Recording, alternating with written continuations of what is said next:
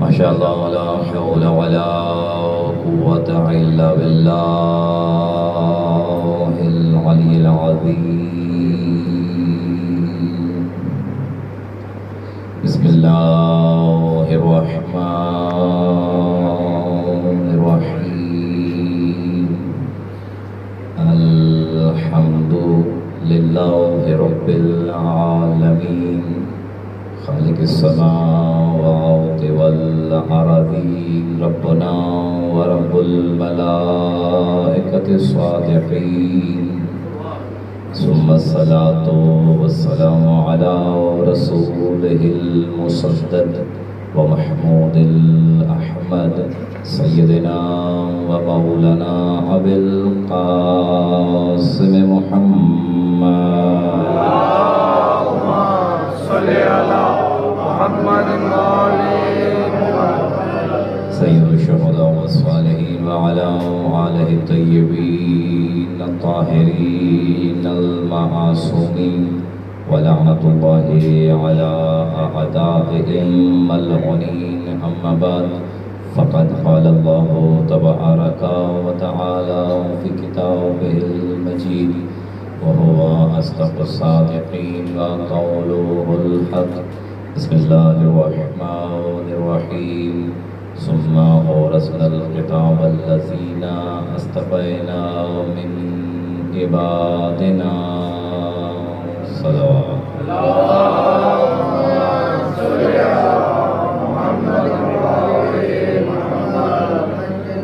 دعائے خدا متعال ہم سب کا یہاں پہ دعا ہونا اپنی بارگاہ میں قبول و منظور فرمائے. جہاں جہاں پہ جو جس انداز میں اپنے خدمات پیش کر رہے ہیں جناب زہرا سب کو اس کا اجر عظیم عطا فرمائے. ہمارے بھائی علی خان صاحب کی والدہ علیل ہیں، میرے اللہ نے صحت کامل عاجل عطا فرمائے.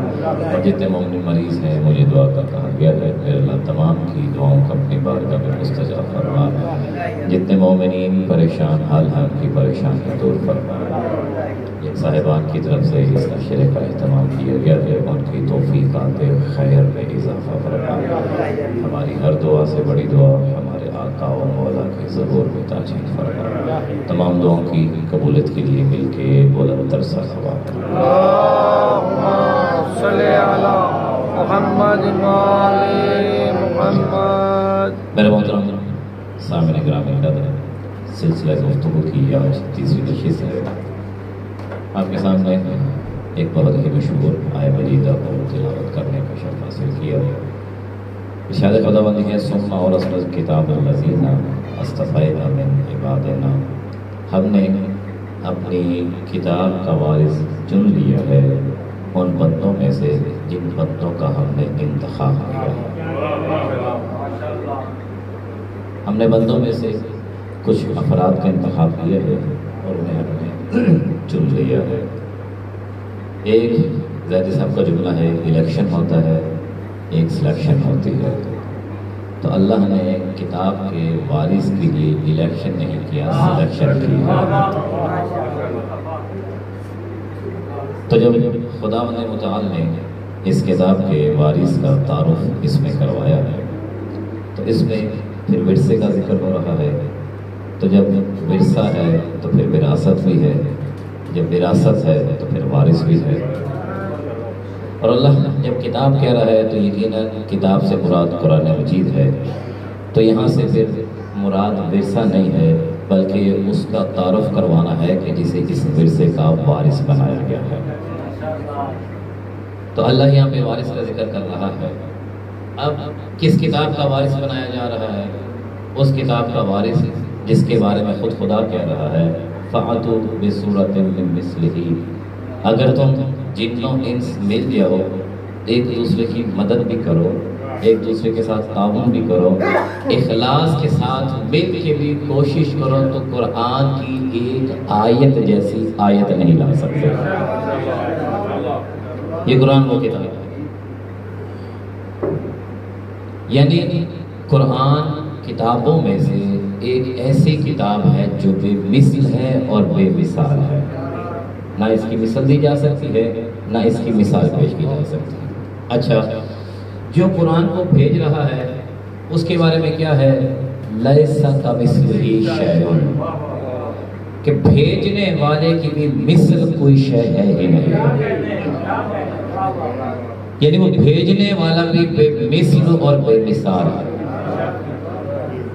جو کتاب لے کے آنے والا ہے، اللہ نے ملائکہ کی صف میں اس کا بھی نہ کوئی مثل رکھا ہے نہ کوئی اس کی مثال ہے،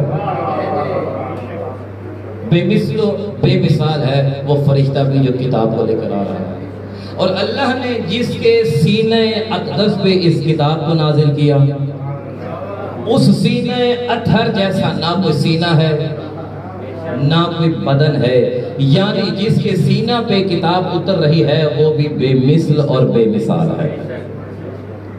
اب یہاں سے ایک چیز کا اندازہ ہوتا ہے کہ جو بھیجنے والا ہے وہ بے مثل و بے مثال، جو لانے والا ہے وہ بے مثل و بے مثال، جو کتاب کا وجود ہے وہ بے مثل و بے مثال، جس کے اوپر کتاب اتری ہے وہ بھی بے مثل بے مثال۔ ایک سلسلہ چلتا آ رہا ہے کہ جس میں اللہ نے ان کے جیسی مثال رکھی ہی نہیں ہے۔ میں پھر عرض کر دیتا ہوں تاکہ نتیجہ جب وہ تو لطف آپ کو محسوس ہو۔ بھیجنے والا بے مثل و بے مثال، کتاب لانے والا بے مثل و بے مثال، جس کے اوپر کتاب اتری بے مثل و بے مثال، کتاب کا اپنا وجود بے مثل و بے مثال۔ جب اس سلسلے میں اللہ نے نہ مثال رکھی نہ اس کی مثل رکھی ہے تو پھر کیسے ہو سکتا ہے کہ جب بھیجنے والا بے مثل و بے مثال، کتاب کا وجود بے مثل و بے مثال، جس کے اتری وہ بے مثل و بے مثال، اس کتاب کا وہ وارث کیسے بن سکتا ہے جس کی ہزاروں مثالیں نظر آ رہی ہیں؟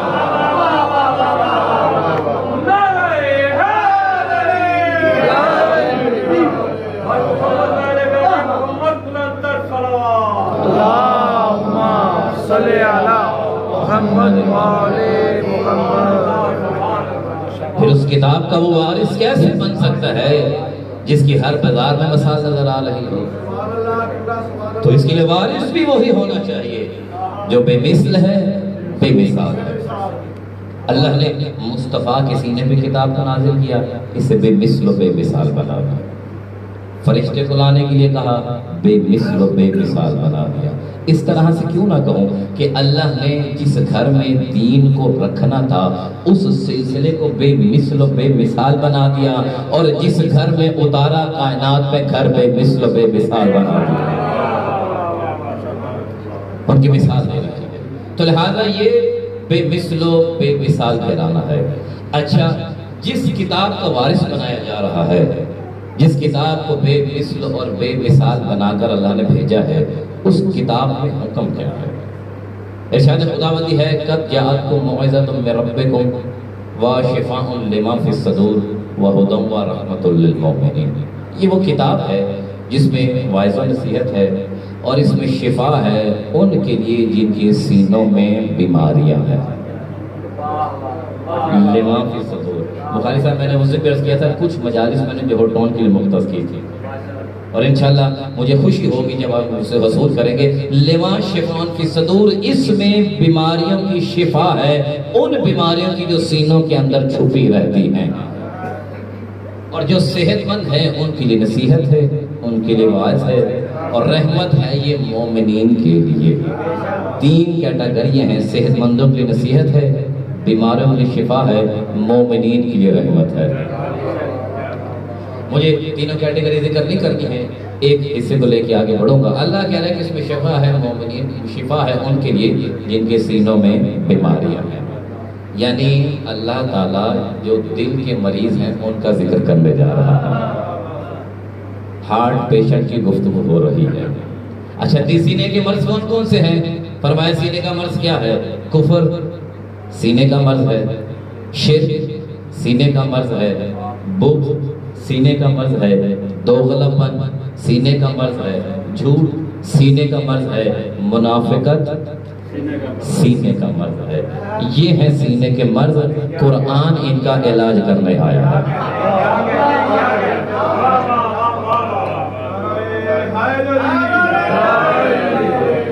قرآن شفا دینے کے لیے آیا ہے ان سینے کے مریضوں کو۔ تو آج پھر ان سینے کے مریضوں کی ECG ہو جانی چاہیے انشاءاللہ، تاکہ پتہ چل جائے قرآن کسے شفا دینے کے لیے ہے۔ لما شفاء فی صدور، اس میں علاج ہے، اس میں شفا ہے سینے کے مریضوں کے لیے۔ اس کا مطلب اگر میں آسان لفظوں میں کہوں کہ قرآن شفا دینے کی جگہ ہے، شفا اگر دنیا میں لینے ہونا تو اس کا طریقہ کار ہے۔ دوائی لینے کے لیے ہمیں میڈیکل سٹور پہ جانا پڑتا ہے۔ میڈیکل سٹور پہ تمام دوائیاں ہوتی ہیں، ان دوائیوں کو کھانے سے ہمیں شفا مل جاتی ہے۔ قرآن بھی ایک شفا خانہ ہے، میڈیکل سٹور بھی ایک شفا خانہ ہے۔ اب لوگ کوشش کرتے ہیں کہ ہم قرآن سے علاج کروائیں، قرآن ہماری بیماریوں کو دور کرے، لیکن میں دیکھتا ہوں کہ شبینے میں پورا قرآن پڑھ دیا جاتا ہے، بیماریاں پھر باقی رہ جاتی ہیں۔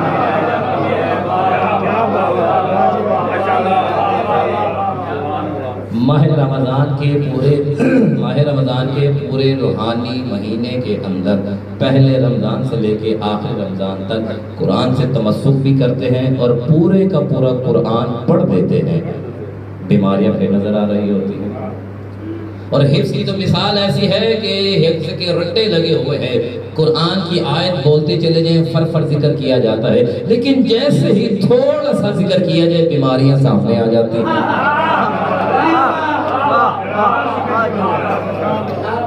پورے کا پورا قرآن سینے میں ہے لیکن بیماریاں ختم نہیں ہو رہی ہیں۔ یہ بیماریوں کے علاج کرنے کے لیے قرآن آیا ہے اور قرآن دعویٰ کر رہا ہے، اللہ فرما رہا ہے اس میں شفا ہے ان لوگوں کے لیے جن کے سینوں میں مرض ہے، جن کے سینوں میں تکلیف ہے۔ تو پروردگار یہ ماجرا کیا ہے؟ شفا دینے کے لیے قرآن آیا ہے، قرآن کو سینے میں بسا رکھا ہے، لیکن دل کی بیماریاں ختم نہیں ہو رہی ہیں، مرض ختم ہی نہیں ہو رہے ہیں۔ تو پھر میں مثال کے ذریعے سمجھاتا ہوں تاکہ میرے بچے بھی گفتگو کو سمجھے۔ قرآن ہے شفا خانہ، قرآن ہے ایک میڈیکل سٹور جس میں ہر مرض کے علاج کی دوائی پڑی ہوئی ہے۔ کسی مولوی صاحب کو کہیں آپ دوائی لینا چاہتے ہیں تو جا کے دوائی لے ہیں۔ اب مولوی صاحب جائیں اور کہیں گے مجھے کسی کی ضرورت نہیں ہے، میڈیکل سٹور کا دروازہ کھول دیں، جو مجھے دوائی اچھی لگے گی میں کھا لوں گا اور شفا حاصل کر لوں گا۔ میڈیکل سٹور کا دروازہ کھول دیں، مولوی صاحب کو اندر داخل کر دیں۔ مولوی صاحب کیا کریں گے؟ اس دوائی کا مجھے رنگ بڑا اچھا لگتا ہے، یہ میں کھا لیتا ہوں، اس سے بیماری دور ہو جائے گی، یہ کیپسول کا سائز تھوڑا بڑا ہے، یقیناً اس سے میری سے ٹھیک ہو جائے گی، یہ جو انجیکشن پڑے ہوئے ہیں یہ بڑی مقدار والا انجیکشن ہے، یہ لگا لیتا ہوں میں ٹھیک ہو جاؤں گا۔ ایمانداری سے بتائیے وہ ٹھیک ہو کے باہر آ جائے گا؟ جبکہ میڈیکل سٹور میں تو ساری شفا کی چیزیں پڑی ہوئی ہیں، اسے تو وہاں سے بچ کے آنا چاہیے۔ لیکن اگر کوئی مولوی یہ سوچے میں خود ہی جا کے شفا خانے سے بغیر کسی کے بتائے علاج کر کے آ جاؤں، بغیر کسی مشورے کے دوائی لے کر آ جاؤں، تو یہی ہر عقل مند کہے گا، جائے گا اپنے قدموں پہ، آئے گا 4 قدموں والی چارپائی پہ، اس لیے کہ اس نے اپنی مرضی سے شفا خانے میں داخل ہو کے شفا لینے کی کوشش کی ہے، لہذا وہ زندہ نہیں بچے گا۔ اچھا اسے یہ شفا خانہ کیسے شفا دے گا؟ وہ اس طرح کی جو فارورڈ کنٹری ہیں، جو سمجھدار لوگ ہیں، وہ اس طرح کرتے ہیں کہ میڈیکل سٹور پر جانے سے پہلے ایک طبیب سے رجوع کیا جاتا ہے، وہ طبیب بتاتا ہے کہ یہ فلاں دوائی کھاؤ گے تمہیں صحت مل جائے گی۔ تو اب مولوی بڑا سمجھدار ہے، یہ چاہتا ہے کہ مجھے طبیب کے پاس نہ جانا پڑے، حسبنا کتاب اللہ کے ذریعے علاج ہو جائے۔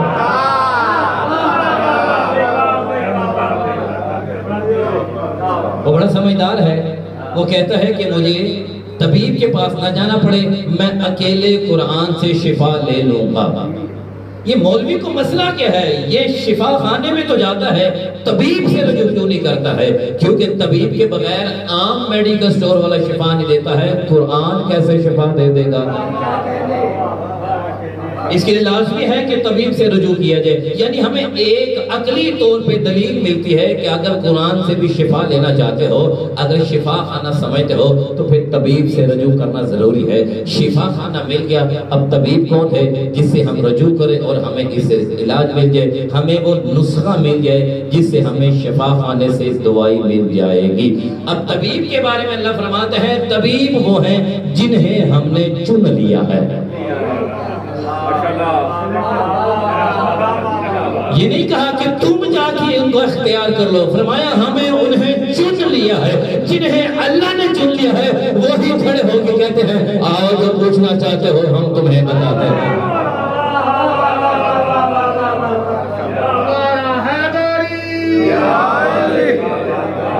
وہ بھی طبیب بتا رہے ہیں کہ ہم قرآن کے ظاہر کو بھی جانتے ہیں، ہم قرآن کے باطن کو بھی جانتے ہیں، ہمیں یہ بھی معلوم ہے کہ یہ آیت کس کی شان میں نازل ہوئی ہے، ہمیں یہ بھی معلوم ہے کہ کس کی مذمت میں ہے، ہمیں یہ بھی معلوم ہے کہ یہ مکہ میں نازل ہوئی ہے کہ مدینہ میں نازل ہوئی ہے، اس کی فضیلت کیا ہے، اس کا اجر کیا ہے۔ تو اللہ نے جن طبیبوں کا تعارف کروایا ہے اگر ہم اسے گلدستے میں پیش کرتے تو اس گلدستے کو ولایت کا نام دیا جاتا ہے۔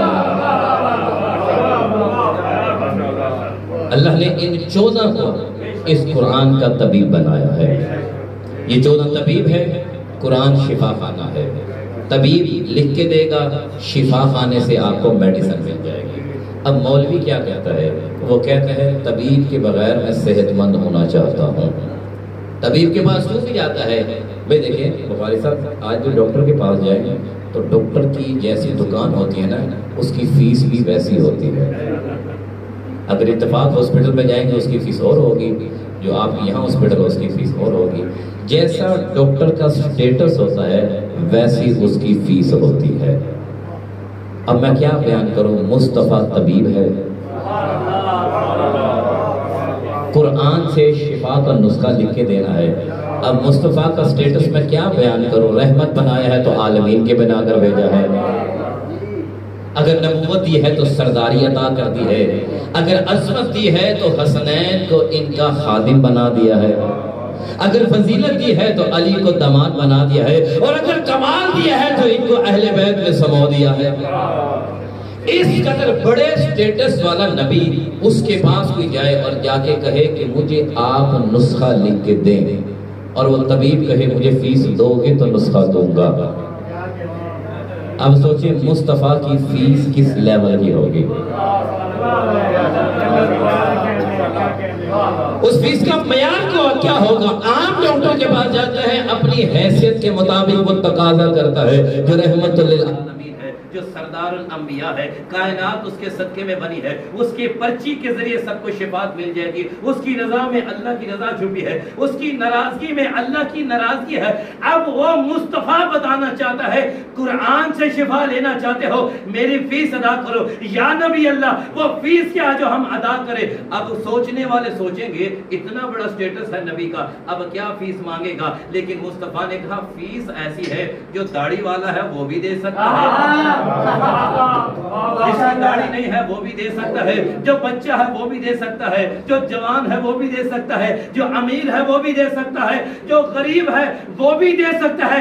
یا نبی اللہ وہ فیس ہے کیا؟ فرمایا فیس ایک ہی ہے، کل اسألکم علیہ اجرا الا المودۃ فی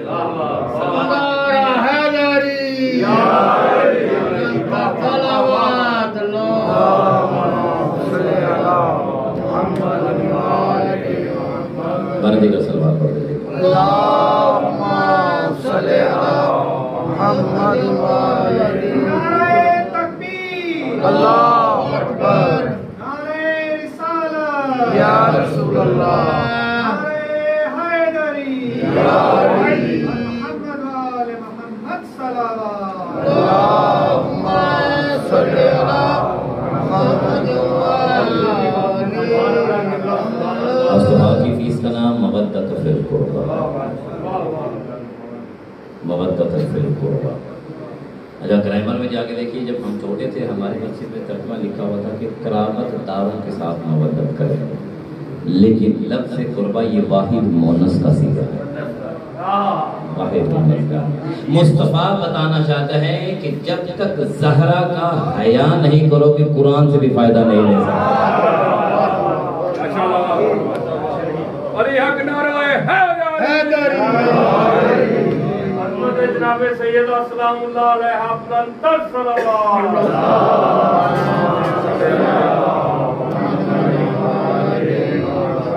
قرآن سے شفا لینا چاہتے ہو، جناب زہرا کی مودت دل میں ہوگی تو قرآن تمہیں شفا دے گا۔ تو پھر یہاں سے مجھے مجھے سمجھ میں آیا کہ جب زہرا کے بغیر تمہیں قرآن شفا نہیں دے سکتا ہے، زہرا کے بغیر اللہ جنت تمہیں کیسے عطا کرے؟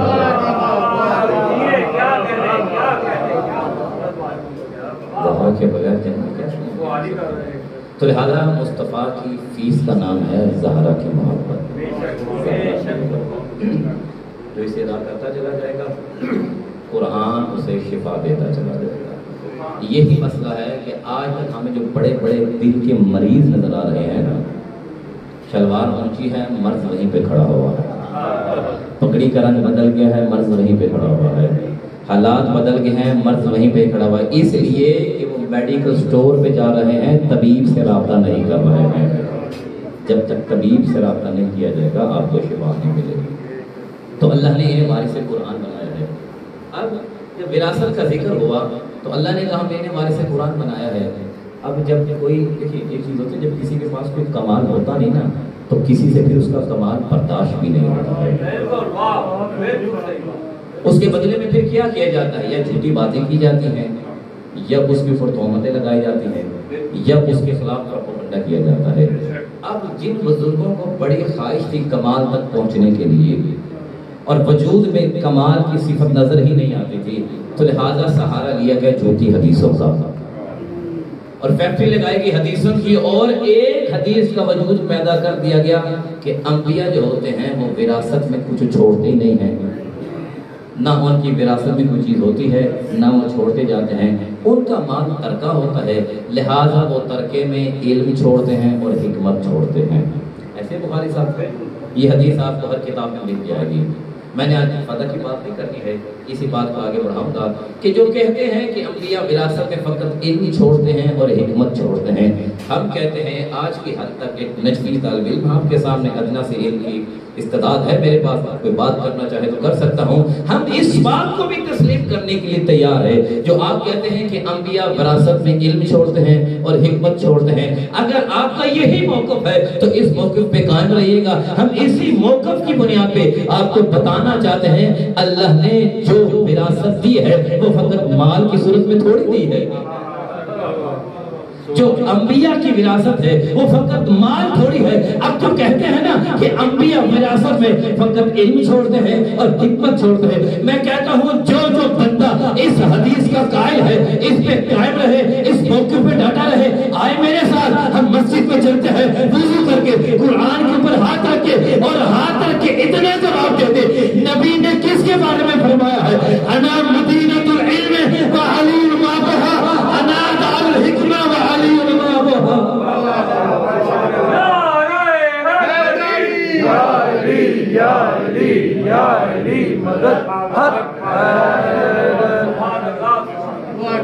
اگر وراثت یہی ہے تو پھر بتائیں یہ حدیث کس کے بارے میں آئی ہے؟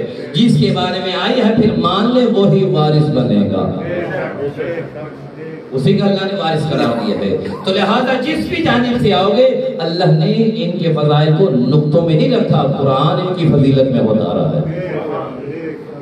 ایسا نہیں ہے کہ اللہ نے کچھ روایات فقط ان کی فضیلت میں رکھی ہیں۔ ایک جگہ میں جس پڑھا تھا اس میں یہ بات ہوئی تھی کہ صاحب اس طرح سے ہے کہ ان کی جو شان ہے وہ آیات کی صورت میں بیان کی گئی ہے، کیونکہ آیات کا جو گھر ہوتا ہے وہ چھوٹا ہوتا ہے، اس میں 3-4 سے زیادہ فکر ہوتے ہیں، زیادہ سے زیادہ 10، تو لہٰذا اس میں زیادہ دوسروں کا ذکر آ نہیں سکتا، اس لیے ان کی شان اتنی زیادہ نہیں ہے، آیات تک محدود ہے۔ تو میں نے کہا شاید آپ کو معلوم نہیں ہے، آپ کو کیا معلوم؟ قرآن وہ پڑھیں جو قرآن کو جانتے ہیں۔ اب ان سے ہم کیا مقابلہ کریں جو جمعے کی نماز بدھ کو پڑھ رہے ہوتے ہیں؟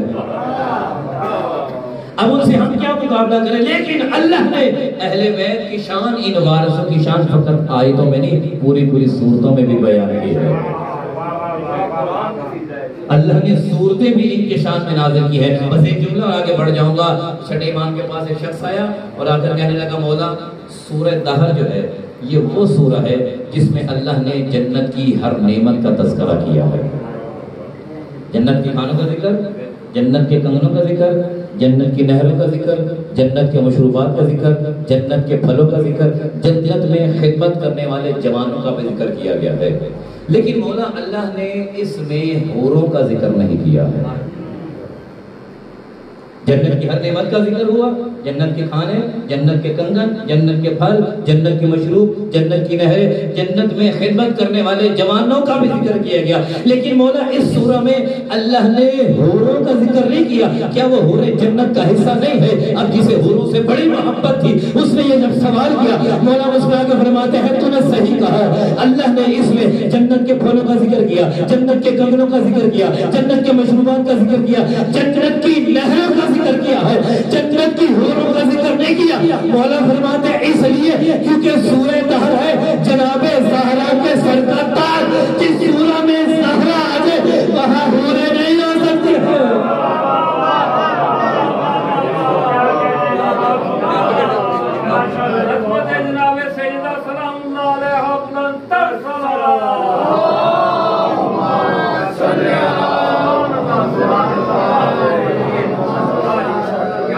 پوری سورہ دہر ان کی شان میں آئی ہے، جس میں اللہ نے ان کو رکھ دیا ہے، اس میں کسی کو آنے نہیں دیا۔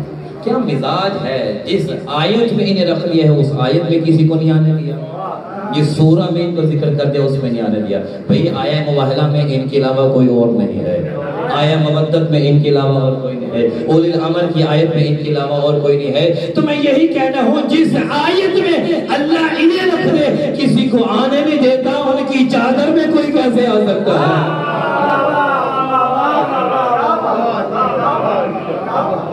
کیسے ممکن ہو سکتا ہے کہ چادر زہرا کی ہو اور کوئی اور آ جائے؟ اللہ نے پردہ رکھا ہے ان کے لیے، جہاں ان کو رکھ دیا ہے۔ اللہ قرآن میں بتا رہا ہے جہاں یہ آ جائے وہاں کوئی اور نہیں آ سکتا۔ تو پھر کیسے کہہ سکتے ہو سب برابر ہیں جب اللہ نے مقام میں خود فرق کر دیا ہے؟ جہاں پہ علی ہے وہاں کوئی اور نہیں ہے، جہاں پہ حسن ہے وہاں کوئی اور نہیں ہے، جہاں پہ حسین ہے وہاں کوئی اور نہیں ہے۔ تو پھر یہی کہوں گا جس کے دل میں حسین کی محبت نہیں ہے، حسین جنت کی ہے، تمہارا مقام کوئی اور ہے، تمہارا مقام کوئی اور ہے۔ یہ قرآن کا فیصلہ ہے۔ اگر ان سے محبت ہے تو پھر تمہاری مدد بن سکتی ہے۔ تو لہذا اللہ نے انہیں وارث قرآن بنایا ہے۔ اور حق یہی بنتا ہے کہ وارث قرآن وہی ہوتا ہے جو قرآن کو جانتا ہے۔ بھئی جس کو وارث بنایا جاتا ہے وہ یہ کہتے ہیں کہ اس کا سب سے زیادہ حق بنتا ہے۔ تو اللہ نے عدالت کے اوپر نظام کو رکھا ہے، مرضیوں کے اوپر، خواہشات کے اوپر نہیں رکھا ہے۔ اللہ اسی کو قرآن کا وارث بنائے گا جس کا قرآن سے واسطہ ہوگا، جسے قرآن کا ایک حصہ یاد کرنے کے لیے 12 سال چاہیے ہوں، اسے قرآن کا وارث نہیں بنایا جا سکتا۔ قرآن کا وارث وہی ہوگا جو کہے گا آؤ کچھ زمین کی نسبت آسمانوں کے راستے بہتر کرتے ہیں، ہم قرآن کی ہر راہ سے واقف ہیں۔ تو اللہ نے اس گھرانے کو قرآن کا وارث قرار دیا، اور وارث وہی ہوتا ہے کہ جب اصل میں مشکل بن جاتی ہے تو دفاع کے لیے سب سے پہلے نکلتا ہے۔ اصل وارث وہی ہوتا ہے جو مشکل بننے پر اپنی اصل کو چھوڑ کے چلا جائے، اس کو کبھی وارث نہیں کہا جاتا ہے۔ اس قرآن کے اوپر مشکل بنی تو وارث سب سے پہلے آ کے آئے، اس دین پہ مشکل بنی وارث دین سب سے پہلے آ گئے، اور اس انداز میں اس کا دفاع کیا ہے۔ گھر زینب کی چادر لٹتی ہے تو لٹ جائے، علی اکبر کے سینے میں برچھی لگتی ہے تو لگ جائے، لیکن اس قرآن پہ آنچ آنے نہیں دیں گے۔ عجیب منظر تھا کربلا میں، قاری قرآن قرآن کو مارتے رہے، قرآن شہید ہوتا رہا۔ نمازی نماز کو مارتے رہے، نماز شہید ہوتی رہی۔ کربلا میں یہ منظر بن چکا تھا، حاجی مارتے رہے، حج شہید ہوتا رہا۔ اجرکم اللہ۔ جناب زہرا کو چلتے ہیں، کوئی غم نہ دیکھیں سوائے غم میں کربلا کے۔ بچے مارے گئے، مہمان مارے گئے، بیٹے مارے گئے، بھائی مارے گئے، سب کو قربان کرنے کے بعد خیموں کا پہرا دیتی رہی علی کی بیٹی۔ بن بلان اونٹوں پہ سوار ہو گئی، مستورات کو سوار کر دیا، قافلہ چلتا رہا، بچے گرتے رہے، مائیں دیکھتی رہی، بچے بھی خاموش ہو گئے، مائیں بھی خاموش ہو گئے۔ اجر بہت لگتا۔ میں نے مقاتل کے جملے پڑھے ہیں کہ جب اہل بیت کا قافلہ چلا تھا نا، تو اس وقت بی بی زینب امام سجاد کے پاس آئی، آخر کہا سجاد بھائی میں نے دیکھا جن جانوروں پہ، جن ناکوں پہ ہمیں سوار کرنا ہے، یہ ناکائیں ایک دوسرے کے قریب منہ کر کے اپنی آواز میں کچھ باتیں کر رہی ہیں۔ بیٹا تو وقت کا امام ہے، بتائیے آپس میں کیا باتیں کر رہی ہیں؟ جیسے جملے کہے نا اجرکم اللہ، امام سجاد فرماتے ہیں پوپھی اماں یہ جانور ایک دوسرے سے کہہ رہے ہیں خیال رکھنا آخری نبی کی ضروریت میں تم پر سوار ہے۔ اجرکم اللہ یا اللہ، آخری نبی کی بیٹیوں نے تم پہ سوار ہونا ہے، کوشش کرنا تمہاری طرف سے انہیں کوئی تکلیف نہ ہونے پائے۔ بی بی نے جملے سنے، منہ کیا مدینہ کی طرف، نانا جانور آپ کی ضروریت کا حیا کر رہے ہیں، مسلمان ہمیں مار رہے ہیں۔ قافلہ تیار ہو گیا، منزلیں طے ہونے لگی۔ مقاتل لکھتے ہیں کہ قافلہ چل رہا تھا، ایک راوی نے روایت کو نقل کی ہے، وہ کہتا ہے قافلے کے اوپر کچھ مستورات کو ایسے رکھا گیا تھا کہ منظر بدل چکا تھا۔ وہ کہتے ہیں کہ میں نے دیکھا قافلے کے اوپر ایک بچی کو اس طرح سے باندھا گیا تھا، لگتا نہیں تھا کہ سامان ہے کہ کوئی اوپر سوار ہوا ہے۔ اور مقاتل نے نام لکھا ہے، کہا حسین کی سکینہ کو اس طرح سے رکھا گیا تھا، معلوم نہیں ہوتا تھا سکینہ بیٹھی ہے کہ سامان کو باندھا گیا ہے۔ ہاتھ باندھ دیے گئے ہیں، پاؤں اونٹ کے ساتھ باندھ دیے گئے ہیں، اور یہ قافلہ چلتا جا رہا ہے۔ اب یہاں پہ تاریخ نے ایک اور جملہ نقل کیا، وہ کہتے ہیں جب قافلہ چل رہا تھا بعض جگہوں پہ یہ اونٹ کو تیزی سے دوڑاتے تھے، جہاں ماؤں کے ہاتھوں سے بچے گر جاتے تھے، وہاں پہ مقاتل کہتے ہیں کہ ایک دفعہ جناب سکینہ اونٹ سے گر گئی ہیں۔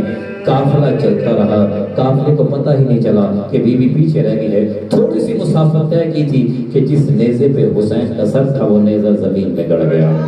اب یہ اٹھانے کی کوشش کرتے ہیں، نیزہ اڑتا نہیں ہے۔ شیمہ ملعون نے نیزے والے کو کچھ نہیں کہا، تازیانہ لے کر وہاں آیا جہاں عابدین عبادت میں مصروف تھا۔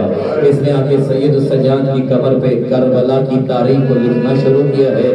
یہ مار رہا تھا، بی بی زینب نے دیکھا، کہا وہ ظالم کیوں مار رہا ہے میرے بھتیجے کو؟ کہا ہمیں بتائے کہ حسین کا سر سوار کیوں نہیں ہو رہا ہے، سفر کیوں نہیں کر رہا ہے۔ اتنے میں امام سجاد کی آواز آئی، دیکھو سکینہ قافلے میں خیریت سے ہے، سکینہ خیریت سے ہے۔ جب دیکھا نا قافلے میں جناب سکینہ جس اونٹ پہ سوار تھی وہ اونٹ خالی ہے، بی بی کو معلوم ہوا سکینہ قافلے میں نہیں ہے، بی بی نے تیزی سے برعکس سفر کرنا شروع کیا۔ تھوڑا سا فاصلہ طے کیا، کیا دیکھا ایک مستور ہے جس کی گود میں سکینہ لیٹی ہوئی ہے، بڑی شفقت سے سکینہ کے سر پہ ہاتھ پھیر رہی ہے۔ بی بی زینب جلدی سے آ گئی اور جا کے جناب سکینہ کو اپنے سینے سے لگایا، کہا بی بی تیرا بڑا شکریہ ہے، تو نے ہماری بچی کی حفاظت کی ہے، تجھے اس کا اجر میری ماں زہرا دے گی۔ یہ بی بی نے جملے کہے، اس بی بی نے بی بی کی طرف دیکھا، کہا زینب پہچانا نہیں کوئی اور نہیں، تیری ماں زہرا۔ زینب میں نے بقیہ چھوڑا ہوا ہے، جب سے آپ مدینہ سے چلے ہیں نہ سفروں میں تمہارے ساتھ سفر کر رہے ہو۔ حضرت بی بی کو لیا گیا، یہ قافلہ آگے بڑھا، بس تو منزلیں مجھے پڑھنی ہے۔ یہ قافلہ آگے بڑھا، اب یہاں پہ مقاتل نے ایک اور منزل لکھی ہے، وہ کہتے ہیں قافلہ بڑھتے بڑھتے ایک ایسی بستی میں داخل ہوا جہاں سارے عیسائی رہتے تھے۔ انہوں نے کہا یہ اسلام سے دور ہے، ہم یہاں سے اپنی مرضی سے قافلہ لے کے چلیں گے۔ یہ بستی کے کچھ لوگ جنہوں نے اس پادری کے پاس بھی جو چرچ میں رہتا تھا اسے جا کے کہا اپنے پادری سے کہو ہم نے جنگ فتح کی ہے، ہم اس قافلے کو یہاں جشن کی صورت میں لے کے جانا چاہتے ہیں، اس بازار کو سجایا جائے، یہاں کے لوگوں کو بلایا جائے، وہ ہمارا استقبال کرے، ہم فتح کا جشن مناتے ہوئے آگے بڑھیں گے۔ یہ جلدی سے گئے اس کے کچھ سپاہی اور جا کے پادری کے دروازے پہ دستک دی۔ جب پادری نے دروازہ کھولا، مقتل نے ایسے لکھا ہے کہ اس کی زلفیں بکھری ہوئی تھی، اس کی آنکھوں پہ آنسو تھے۔ جب اس کے لوگوں نے دیکھا نا کہ پادری کی حالت ہے، انہوں نے کہا پادری تجھے کیا ہوا؟ کہا تم مسئلہ پوچھو کس لیے آئے ہو؟ کہا یہ شام سے فوجی ہیں اور انہیں جنگ میں فتح حاصل کی ہے، یہ چاہتے ہیں کہ ہم یہاں سے جشن مناتے ہوئے چلیں۔ پادری کہتا میں ایک دفعہ ان لوگوں کو دیکھنا چاہتا ہوں جن سے یہ فتح حاصل کر کے آ رہے ہیں۔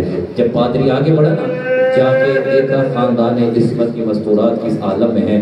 یہاں مقاتل جملہ لکھا. وہ پادری کہتا ہے عجیب ہو تم خیموں میں بیٹھ کے ٹھنڈے پانی پی رہے ہو, تمہارے قیدی دھوپ میں پیاسے بیٹھے ہوئے ہیں.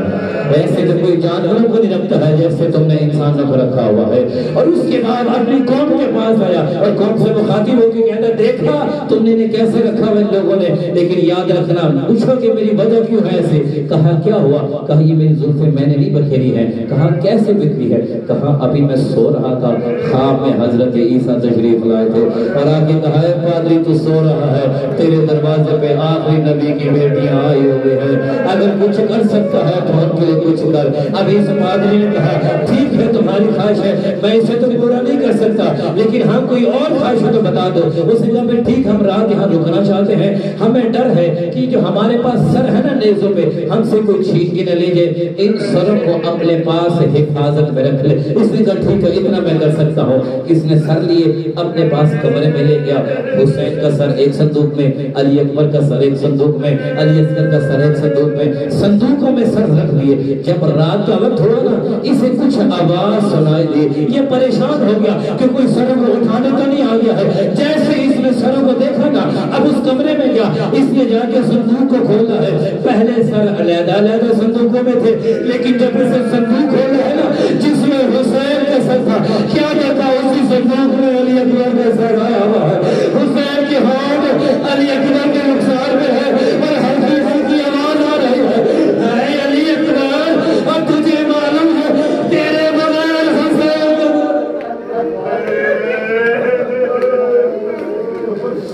اے علی اکبر تیرے بغیر حسین کا گزارا نہیں ہے. جب تک تو نظر نہیں آتا ہے حسین کو چین نہیں ہے, بس آخری منزل آگے بڑھ جاؤں گا. عزادارو یہ قافلہ آگے بڑھتا ہوا کوفہ کے بازار میں آیا ہے.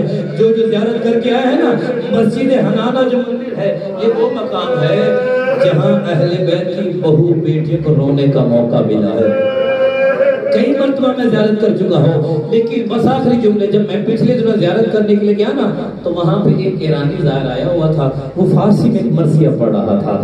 وہ مقام کون سا ہے سب جانتے, بس 2 جملے. وہ منزل ہے کہ یہ لوگ بازار سجانے میں مصروف تھے, علی کی بیٹیوں کو رونے کا موقع مل گیا.